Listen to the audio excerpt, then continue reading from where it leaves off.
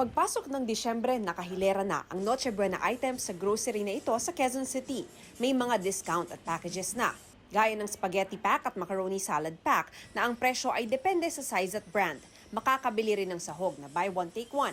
Depende sa brand at dami, nasa 73 to 229 pesos ang hotdog. Kompleto rin ang pangsahog sa fruit salad. Depende sa size at brand ang presyo ng fruit cocktail, all-purpose cream, condensed at evaporated milk at keso. 64 to 204 pesos ang nata de coco at kaong. Ang hamon, nasa 181 to 393 pesos. Mas mura ang sweet ham sa 126 pesos. 309 to 466 pesos naman ang queso de bola, depende sa brand.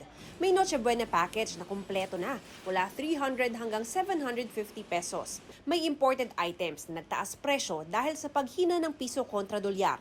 Kung alam natin anong ihanda natin, pwede na tayong bumili para di maunahan. At yun, makakatipid tayo sa halaga, pamasahe, oras, parking space, anxiety, tension, stress.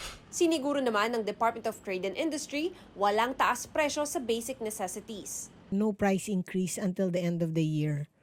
And then for the Noche Buena, more than 50%, the price will remain the same as last year. And yung mga iba, they just increased but less than 5%. Sa palengking ito sa Maynila, inaasahang tataas ang presyo ng karne at itlog. Ngayon, nasa 7 to 12 pesos kada itlog. Gawa ko ng leche plan kaya magtatas po yan. Siguro mga 15 o 16 na araw-araw na yun magtatas.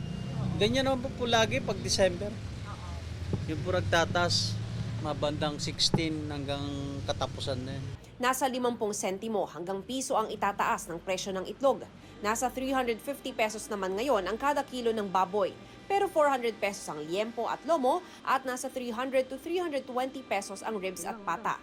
Tumaas din ang presyo ng manok. Para sa GMA Integrated News, Mav Gonzalez, Nakatutok, 24 Oras.